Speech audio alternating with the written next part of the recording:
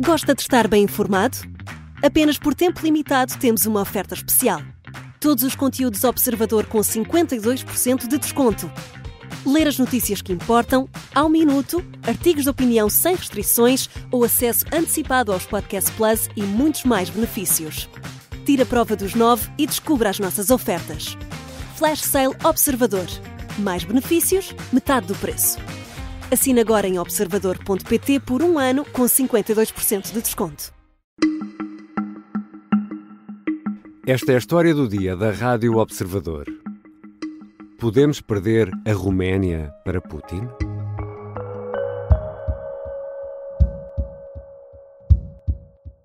Pentru efort, sacrificiu și responsabilitate. Indiferent cine m-a votat sau cine nu, îi voi respecta, îi voi ajuta și îi voi încuraja pe toți. Na noite de domingo, Calin Georgescu agradecia o voto de confiança dos romenos. Venceu a primeira volta das eleições presidenciais, promete vencer a segunda e respeitar o voto dos cidadãos. É visto como ultranacionalista, pró-Rússia, pró-Putin, e do currículo constam elogios à Guarda de Ferro, movimento fascista do final dos anos 20 do século passado na Roménia, e ainda elogios ao regime pró-nazi liderado por Antonescu nos anos 40.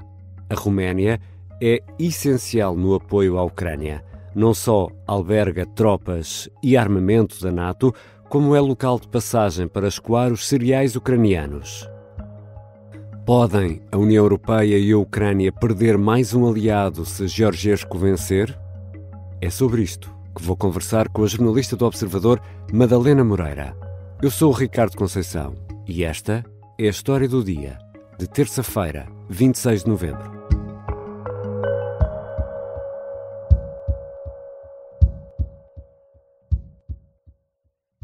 Bem-vinda, Madalena. Olá, Ricardo, obrigada. No domingo tivemos presidenciais na Roménia. Quem ganhou, ou melhor, com isto, explica-nos lá quais foram os resultados. Então, ganhou o candidato mais surpreendente que podia ter ganho, que foi o independente Calin Georgescu, que já esteve ligado a um partido de extrema-direita, mas estava a concorrer como independente. E ele ganhou com 22,94% dos votos. Em segundo ficou quem se estava mais ou menos à espera que ficasse, que foi Elena Lasconi, de um partido de centro-direita, com 19,18% dos votos, que é uma diferença de menos de 2 mil votos. Não é muito longe. Não, para quem ficou em terceiro. 2 mil votos para quem ficou em terceiro. 2 mil para... Quem é que ficou em terceiro? Foi o atual primeiro-ministro do partido que tem estado no governo interruptamente desde 1989, o PSD. Isso é muito interessante porque... na segunda volta, com os dois candidatos mais votados, e a segunda volta será 8 de dezembro, pela primeira vez em muitos anos na Roménia, não estará representado o PSD, portanto o Partido Social Democrata da Roménia, calma, não, nada de confusões, que era até aqui o maior partido romeno. Exatamente, e é uma derrota histórica para... não só para o PSD, mas para o outro partido do governo que tem alternado, e que era quem estava no governo anteriormente, que era o PNL, o Partido Nacional Liberal, e é a primeira vez desde 1989, lá está, que nenhum destes partidos vai à segunda volta de umas eleições presidenciais na Roménia. Então a segunda volta vai ser entre e já vamos conhecer melhor este senhor Georgescu, um ultranacionalista, e uma conservadora, portanto, também alguém que vem da direita. Exatamente. Então, Madalena, vamos agora tentar conhecer quem é este homem, Calin Georgescu. Explica-nos lá de onde vem, para onde vai, quem é Georgescu. Ele é um professor universitário e se nos perguntassem há 10 anos quem era Georgescu, se calhar ninguém sabia responder. Porque ele apareceu na política romena nas eleições legislativas de 2020, que foram as últimas, como cabeça de lista, lá está, pelo partido de extrema-direita, que é a Aliança pela União dos Romenos. Ultranacionalista, populista, isolacionista. Mas aqui este senhor destaca-se, o Georgescu, desde a invasão da Rússia na Ucrânia, pelo seu comentário político nos mídia, em que ele critica a NATO, critica a Ucrânia, a União Europeia, a intervenção dos Estados Unidos e se mostra aqui neutro da Rússia, e a sua neutralidade é uma amizade com o Kremlin, interpretada como uma amizade com o Kremlin. E foi à conta destas posições que ele, em 2022, acabou por ser expulso do partido em que estava, a Aliança. E por isso é que agora ele está a concorrer como independente. Mas ele é expulso de um partido, já de si radical, é isso? Porque é demasiado radical para um partido radical? É exatamente isso que aconteceu. O partido, aquilo que aconteceu foi que a Aliança tentou adotar uma postura mais neutra, mais de manutenção do sistema, porque eram os partidos que ganhavam votos, e eles tentaram adotar essa posição desde a invasão da Ucrânia, e o Georgescu não quis ter esta posição mais neutra. Ele estava muito convicto destas posições que ele tinha contra a guerra na Ucrânia, e Georgescu aproveitou para claramente nestas eleições absorver os votos de uma parte da população muito crítica da guerra na Ucrânia e que ao longo dos últimos quase 3 anos tem dito que o apoio da Roménia à Ucrânia não se pode manter nos termos em que se tem sido. Mas podemos, Madalena, afirmar que Colin Georgescu é pró-Putin? Tu há pouco escolheste o termo neutro na forma como fala da Rússia, de Moscou e do regime. Claro, isso foi propositado porque é assim que ele se auto-intitula, da mesma forma que podemos compará-lo com a Hungria, com o Viktor Orbán. Mas o próprio Georgescu já afirmou admirar Putin, porque diz que, e agora posso citar, diz que ele é um homem que admira muito o seu país e que faz tudo pelo seu país, Putin, e então Georgescu admira-o por isso. E também disse que se sentia mais próximo da cultura russa do que, por exemplo, da cultura ucraniana, que é mais o que se sente na Roménia. E, além disso, todas estas posições que ele tem assumido anti-NATO e anti-guerra na Ucrânia, se formos ver, são muitas vezes propaganda do Kremlin. São só ecos de propaganda que o Kremlin diz quando os ouvimos a falar. E de resto, como explicávamos também no arranque desta história do dia, do currículo do Sr. Georgescu estão elogios a grupos fascistas do final dos anos 20 do século passado e também ao regime pró-nazi, aliado dos nazis nos anos 40, na Segunda Guerra Mundial. Exatamente, isso foi outra das questões muito controversas do seu currículo, que foi na mesma altura em que ele começou a aparecer nos mídias a elogiar Putin, a dizer que se sentia muito próximo destas pessoas, líderes de grupos fascistas, classificando-os como heróis nacionais. Quando na verdade foram pessoas que foram condenadas à pena de morte pelas suas posições fascistas. E ele recusou que isto fosse uma demonstração de antissemitismo. Isto depois na sequência da Segunda Guerra Mundial. E este resultado agora foi surpreendente? Estava previsto nas sondagens? Como é que foi a campanha eleitoral? Foi o resultado mais surpreendente da história da Roménia. Isto é o que os números nos dizem. Porque todas as sondagens... Isso é uma afirmação poderosa. É uma afirmação mesmo poderosa, mas ele não aparecia. Se nós há uma semana abríssemos qualquer sondagem, o nome dele não aparecia como um dos sugeridos. Ele é o que se diz em inglês um underdog. Completamente. Não era um dos favoritos nas sondagens? De todo. As sondagens punham sempre como favorito o atual primeiro-ministro e sempre a que vai com ele à segunda volta, a Helena Lasconi, ou então o líder do partido de extrema-direita em que ele já esteve integrado. Sim. Exatamente. Georgescu nunca, em nenhuma das sondagens mais positivas para ele, passou dos 10%. Nunca passou dos 10%? Intenções de voto. E agora teve 23%, praticamente. Exatamente. Portanto, foi um salto que ninguém estava à espera, que só se concretizou ao longo da noite de domingo, quando se começaram a contar votos e começou-se a perceber que ele realmente tinha conseguido esta larga maioria. Mas isso é verdadeiramente surpreendente. Como é que... E não se percebeu nada durante a campanha? Ele fez uma campanha muito diferente que não foi coberta pelos mídias ditos tradicionais, porque ele fez campanha no TikTok.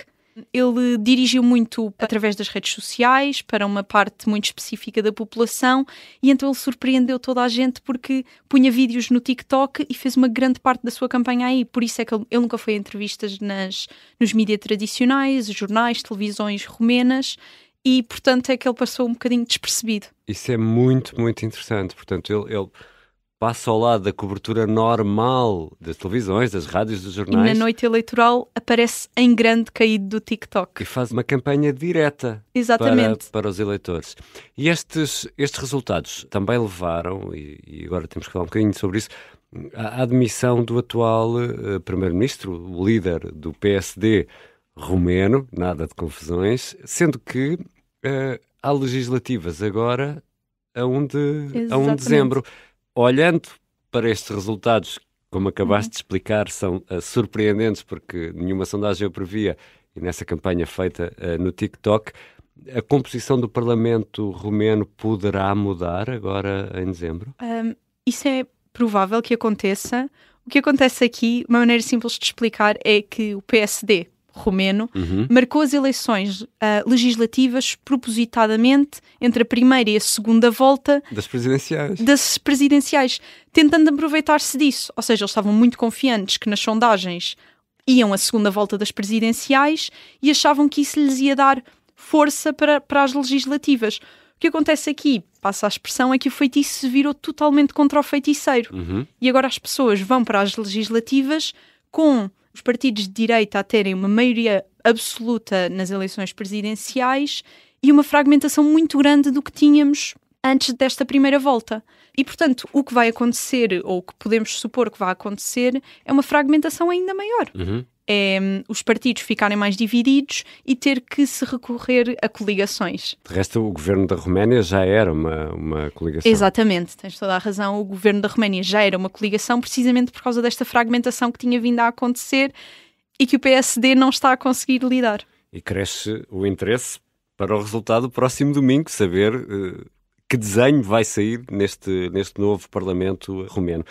E há também, Madalena, mais pontos importantes nesta história, porque estamos em guerra, há guerra na Ucrânia, e a Roménia tem nesta altura uma importante bateria de mísseis Patriot e milhares de soldados da NATO no território romeno. Sim, não podemos ignorar essa parte de todo, porque lá está, por causa da fronteira, a Roménia tem sido um dos maiores apoiantes da Ucrânia, num sentido de a vossa sobrevivência, a nossa sobrevivência depende um pouco da vossa sobrevivência, e neste momento a Roménia é a segunda maior frente da NATO na Europa de Leste. A primeira é a Polónia, a segunda é a Roménia, que neste momento aumentou brutalmente o seu investimento em defesa, está a cumprir os parâmetros da NATO. Por exemplo, é uma coisa que a maior parte da Europa, incluindo Portugal... Os tais 2%. Exatamente. Eles, neste momento, estão a pôr 19 mil milhões de euros, que é 2,5% do PIB deles.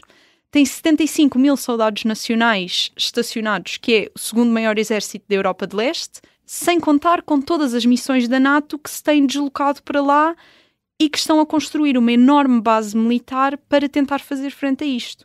Missões, claro está, em que também faz parte de Portugal, que tem um papel muito relevante porque vai ser a primeira vez que um comando de operações especiais português vai ser grande o suficiente dentro de uma missão da NATO para conseguir liderar as suas próprias missões. São cerca de 60 elementos de operações especiais. E os Patriot, que são os mísseis que no fundo funcionam como escudo de defesa, são estes mísseis Patriot que são usados para destruir mísseis inimigos quando disparados para o nosso território. Exatamente, são os chamados sistemas de defesa antiaérea que têm sido muito úteis na Ucrânia e que lá está, Zelensky pediu durante muito tempo estes sistemas Patriot e a Roménia respondeu. E também não podemos esquecer que, e já o disseste, Madalena, que a Roménia tem centenas de quilómetros de fronteira com a Ucrânia, também com a Moldávia, ou Moldova. Nós já explicámos aqui numa história do dia que se calhar o melhor é dizer Moldova, mas não vamos entrar por aí agora. Mas tem centenas de quilómetros de fronteira e é fundamental, não só como rota de apoio logístico aos militares, mas também de saída dos cereais da Ucrânia. Esse é o segundo prato da balança. Se pensarmos que o primeiro é o militar, o segundo é a sobrevivência da Europa, porque se nós chamamos a Ucrânia o celeiro da Europa, então o celeiro tem que ter uma porta. E a partir do momento em que a Rússia começou a atacar os portos da Ucrânia no Mar Negro, a Roménia surgiu como esta porta, ou seja, porta de saída terrestre. Como a porta, exatamente, onde escoam a produção de cereais para o resto da Europa e, portanto, torna-se aqui essencial de um modo de preservação também do resto da União Europeia de o que é que acontece se esta política isolacionista da Roménia se concretizar e eles fecharem portas. Então, mas vamos aqui por partes, porque penso que isto é importante. O regime político na Roménia é semelhante ao nosso? Que poderes é que tem o presidente? Que poderes é que tem o governo? Como é que funciona? Só para tentarmos perceber se há aqui ou não um perigo de termos uma segunda Hungria no espaço da União Europeia, também no espaço da NATO, não é? É sim e não. Porque diretamente, e o exemplo português é o melhor que temos, porque o sistema político romeno é muito parecido connosco. É semi-presidencialista, o presidente é o chefe das Forças Armadas, é o representante de política externa da Roménia, mas na prática a maior parte das decisões são tomadas pelo governo e pelo parlamento. Ou seja, numa situação normal, o presidente era diferente termos esta liderança anti-NATO e anti-União Europeia, mas agora lá está. Voltamos ao facto de no dia 1 de dezembro ir haver eleições legislativas e o presidente poder ir influenciar estas eleições legislativas, porque ele é que tem que nomear o governo, tal como se faz em Portugal. Ou seja, uma coisa é ter uma voz dissonante em relação ao resto da Europa e dos aliados da Ucrânia na presidência da Roménia em Bucareste. Outra coisa é a influência que esse homem, Georgescu, pode ter na formação do novo poder na Roménia. Exatamente. O que acontece aqui é que ele pode nomear o governo entre uma minoria, desde que haja esta coligação que neste momento... Desde que as forças partidárias se arrumem no Parlamento. Só que neste momento as forças partidárias mais passíveis de se arrumarem são as alinhadas com ele. E, portanto, surge aqui este perigo de haver um presidente e haver um governo que não gostam muito de Bruxelas e que também não gostam muito da NATO. E aí a Hungria assemelha-se. Então, isso quer dizer que, Madalena, vamos ter que estar muito atentos no próximo domingo aos resultados que vão sair destas legislativas. Exatamente, e não é só no dia 1 de dezembro, porque temos que esperar pela segunda volta, portanto são os próximos 15 dias que vamos estar no fio da navalha a ver o que é que acontece em Bucareste. Obrigado, Madalena. Obrigada eu, Ricardo. Madalena Moreira é jornalista da secção de internacional do Observador. Esta foi a história do dia. O som que ouvimos no início de Georgescu foi registado pela televisão romena ProTV. A sonoplastia é da Mariana Sousa Aguiar, a música do genérico do João Ribeiro. Eu sou o Ricardo Conceição. Até amanhã.